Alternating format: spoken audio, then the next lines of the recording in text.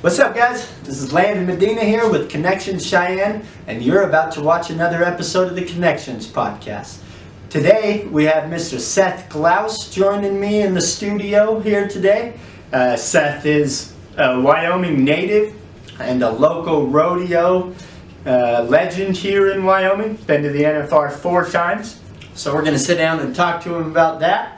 Thank you so much to Dazbog on Pershing for the amazing coffee to keep us going through this podcast. I don't know where I would be right now without you guys.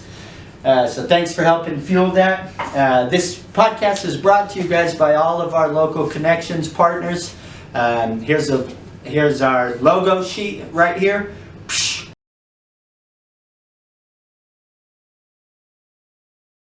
I'm going to drop that picture along with a list of our Connections partners down below in the comments. So please make sure to check that out and start shopping at those businesses, guys. These businesses help us keep going, help us keep connecting you to more people in your community. So go out there and shop from them. Make sure that you like this video and subscribe to our channel. We're going to be interviewing a lot of neat people from around Cheyenne.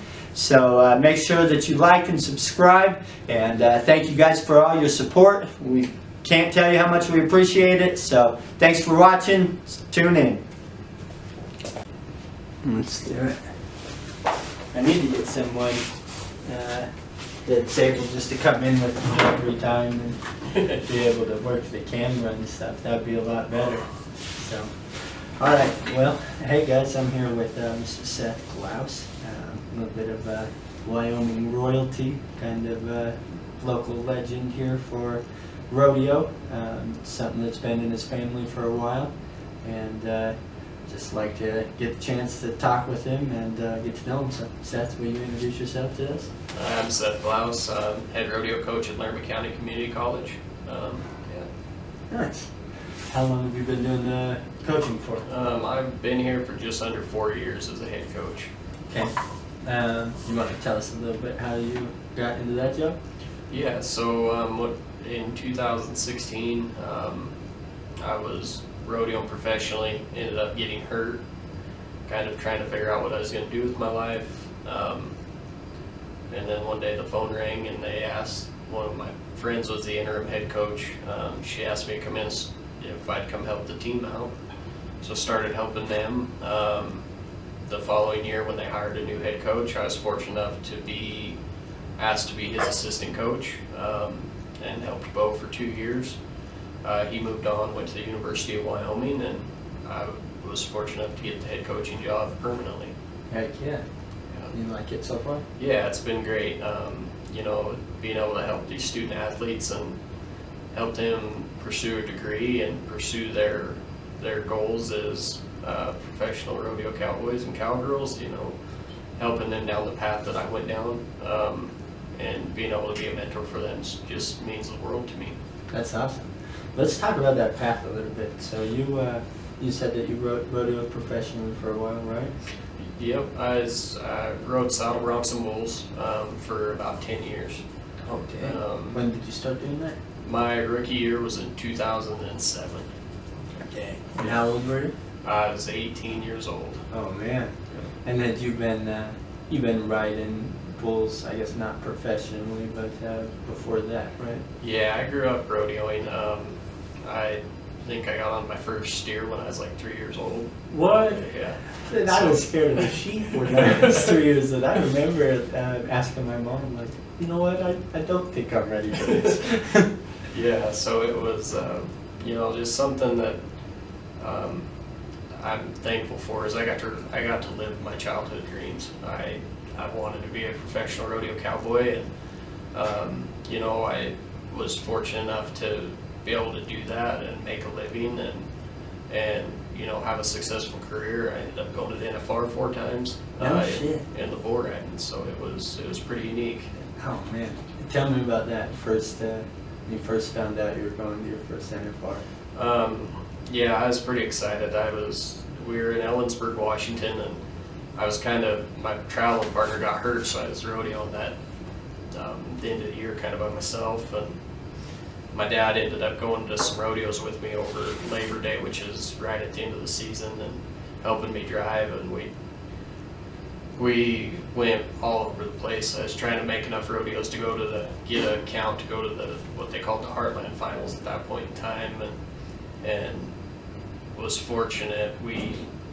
One of the last big extreme bull rides is in Ellensburg, and I ended up winning that bull riding. Was the only one that stayed on in the short round, so the money I won there was enough to push me over the top and qualify for the first national finals. So Nice. having my dad there and being able to support me and help me was huge, and a special memory of mine from rodeoing. I can imagine. Yeah. That sounds incredible from both the boys' side, and then now as a dad, I'm sure that was pretty neat for him to do that. Yeah, absolutely. So did your dad rodeo then? Yeah. So my dad rode broncs, and in high school he rode bulls and did all that, but he was, very focused on getting his law degree, and so he didn't professional rodeo as hard as I was able to do, but he sacrificed that portion of his career for his family, and that's a pretty big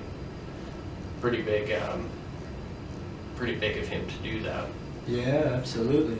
So, And those kids will change you, right? absolutely. So you had a little girl not too long ago, right? Yeah, so I have a little girl. She's just turned 6, and then I have a little boy that's 1.5 years. And Nice. he's a spitfire. Yeah. Oh yeah. Yeah. How's the little girl? Is she? She was the angel child. Really? Oh man. My little girl is. My son's. He's pretty rowdy, but my daughter. Ooh-wee. Got your hands full. Oh yeah, I do. Yep. And I had my hands full just when I had her mother. Now that I got the daughter too, oh man. That's funny. So then it must have been. So you were saying you got hurt at 2016, Yep. right? So that must have been right when your daughter was born. Yeah, she was actually born in right at the end of 2015. Okay. So getting hurt, were you thinking about coming back and still riding, or? At that point in my life, I was nearing the end of my career, so it just kind of made sense for me to step away from rodeo and focus on having a more sustainable career and being a good dad and being a good husband. So I ultimately stepped away from riding. I respect the hell out of that. Yeah. Yeah. What happened to get you hurt? So the last year I made the NFR was in 2012. I dislocated my shoulder while I was competing. It was just a chronic dislocation. They fixed it, come back. Chronic dislocation, like this shit happens a lot? Yeah, for me it did. Oh, damn. So they fixed it, and I come back, and then I hurt my shoulder again. They fixed it again. Come back, hurt the other one. Oh. And there's like multiple different surgeries they can do on a shoulder. They can scope it. They can do what they call a ladder J. And when I had the ladder J surgery, I landed on it bad, and it broke that surgery apart. So they had to do a revision surgery and put a cadaver bone back in my shoulder. So it was. They told me it'd be 2 years before it was 100% to where I could go back riding, and that's why I made the decision to be done. Yeah. Oh my goodness. How does your big list of injuries look? I was really fortunate up until that point. That was about it. You have the minor stuff, pulled groin, whatever, muscles hurt, but I never really had a significant broken bone or anything like that, so I was really lucky in that aspect. Dang, that is lucky. I remember when my mom and stepdad first got together, before we moved, or right when we moved up to Rock Springs. So he used to ride bulls at Bronx, and he was done riding bulls by the time that they had met. But I remember one of the first times that I watched him riding saddle broncs. I seen him just get laid out. Like, I think he broke like 3 teeth and was knocked cold on the way down. It was done. And I remember my mom being like super worried about that. And then just hearing about how many, because we grew up north of Rock Springs, so we grew up going to rodeos and stuff like that, and just seeing people get hurt all the time. I was like, holy smokes, you guys are tough. Yeah, I don't know about the tough part, but it's just definitely something that happens in rodeo, and it's just kind of the price we pay to play the game. Yeah, as Garth Brooks would say. Yeah, I guess so. So growing up, like who inspired you to go so hard into this? I had a lot of mentors when I was young, and had a lot of people I looked up to. I always looked up to my dad. Some J.D. Hamaker, who lives in Laramie, had a big influence in my career. My college coaches, both Craig Latham and Rick Smith, they both really pushed me to be great and ride to the best of my ability, and very thankful for those. And I know there's countless others that I should thank for it and am missing, but I just always had a great group of people around me. That's awesome. It takes a village. Oh man. So where'd you go to college? I went to Central Wyoming College for 2 years. Graduated there with my general studies degree. Then I went to school in Oklahoma, Panhandle State University for a year.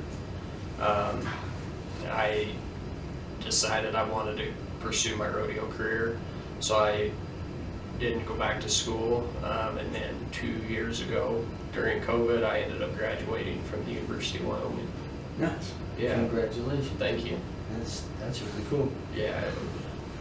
So for those of you guys who don't know, I'm sure not a lot of people do, but I actually went to grade school, the same grade school as Seth for a couple of years.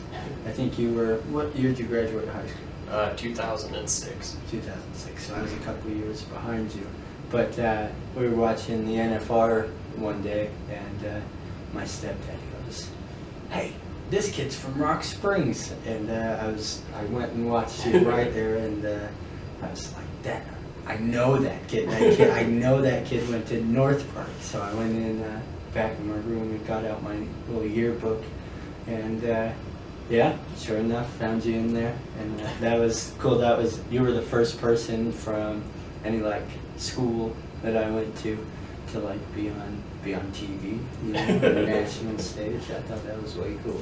Yeah, it was pretty neat and kind of fun to be, little town in Wyoming and be able to make it somewhere like that. Yeah, absolutely. I'm, the odds of that, like 1,000,000 or something, not too good of odds. Yeah, it speaks volumes for Wyoming. In 2011, I think there was 5 bull riders from Wyoming out of the top 15. So really, yeah, that's so cool. That's so cool that we have that. Yeah, it's very neat. Yeah. You talked about growing up with your dad and being so involved in that. What does your dad do now? Is he still involved in the rodeo community? Yeah, so he's very involved in the rodeo community. He's the CEO of the PRCA, so he just got that role. I think it was in August of this year. And what's the PRCA? It's the Professional Rodeo Cowboys Association. The reference I used to kind of explain it to Landon it's like the rodeo's version of the NBA. Dang, and your dad's the commissioner, the CEO of that. Yeah, so it's pretty neat, pretty good opportunity for him, and he's probably got a lot of work to do. Yes, he's got his hands full right now, so he's been very busy and working hard, and just very happy for him. Good. Is he happy doing it? I think so. He had applied for that job a couple times and had been in the finalists for it, but hadn't gotten it. So he's kind of a lifelong dream job for him. Nice. Yeah. That's really cool, man. You guys are both able to go out and do that. Yeah, it's pretty neat. You're still probably pretty close with him then? Yeah, me and my dad are very close. We talk on the phone, if not every day, every other day. So That's awesome. yeah, That's what I want from my kid, for sure, both of them. yeah. I think it's that's every parent's want is to have a good relationship with their children and want their children to be able to rely on them, and you know, help them however we can. Yeah. But a lot of, and I'm not trying to downplay parents here, but it takes discipline to be there, you know. Absolutely. You gotta be willing to be disciplined in your work ethic to go and get that, you know. A lot of people think that learning stops at an early age, you know, but learning's always continuous, Absolutely. especially when it comes to kids. Yeah, they'll teach you something new every day. That's for darn sure. Every day. So, are you wanting to live in Cheyenne for a long time then? Raise your kids here? That's our long-term plan, I think, is to be here. You know, I hate to put anything in stone because we know how life is and life changes frequently and fast. But you know, we're happy being here. We love this community. We love all the things Cheyenne has to offer. Love the values of Wyoming, and you know, we were talking off camera there before. You know, the opportunities here are just abundant. To be able to have our children have their access to those at their fingertips is important to us. And, you know, we're just thankful for all of that. Absolutely. I think that the opportunity here is, like you said, just abundance. There's so many good, supportive people here that grew up, you know, in the way we were talking about, these home values, this kind of Wyoming way. It seems like it's a little different than what other people got going on, and I really think that that's the way to raise your kids. Oh yeah, I completely agree, and we just, like I said, we're thankful and blessed to be here, and thankful for this community. You know, they really support us at the college and support the rodeo team, and just proud to know people in Cheyenne and in Laramie County, because they're the type of people that'll step up and help you out when you need it, and the ones that are, you know, right there whenever you want to get something done. And it's very unique and something you don't see all over the world. Absolutely. Absolutely. So, will you send us over a schedule of your rodeo events? I'd love to post it on our group and see if we can get more people out there. Absolutely. And then I'll just do a shameless plug here. Our annual fundraiser is March 4th. Perfect. At Little America, and it'll start at 5 p.m. We'll be coming out with some information with table amounts and ticket amounts, but our event's called Lariats and Lace. You know, we average about 500 people there a year. All the funds that we raise go directly to support our rodeo team through scholarships and program needs, and just appreciate people's support. Heck yeah, March 4th. Yes, Right, sir. 5 o'clock at Little America. Yes, sir. Okay, I'll put the details in here. The details will be in the description below. And then once we get the schedule over there, I'll try and come back and put those in. If you're seeing this air close to the air date, we probably won't have that, but if you're watching this at a later date down the road, we'll get you a 2022 schedule in the description below. Cool. So, thank you so much for joining me. I Yeah. really appreciate that. Is there anything else you'd like to say? No, just thank you for having me on, and I appreciate it. Just if we can do anything to help you out, let me know. Yeah, I might bring you back in, and maybe one of these upcoming rodeos I'll do a play-by-play with you or something. Awesome, perfect. So, hey, thank you for coming in. I appreciate your time. So. Yeah, thank you very much. All right, thank you guys so much for tuning in to this episode of the Connections Podcast with Mr. Seth Glause. Thank you, Seth, for joining me today on the podcast. Big shout out to Dazbog on Pershing for supplying the coffee to get me through this. It's been a long couple months, and I've been running off this shit, so thank you so much. Guys, make sure to like and subscribe to the channel. Check out the list of connections partners in the comments below, and make sure to get out and support those businesses. They help us do a lot of really great things for the Cheyenne community, such as food drives, coat drives, trunk or treats, and helping a lot of other locals here in Cheyenne. So make sure that you guys shop from these businesses, like up and subscribe to our channel for more local Cheyenne content. Thank you, everybody.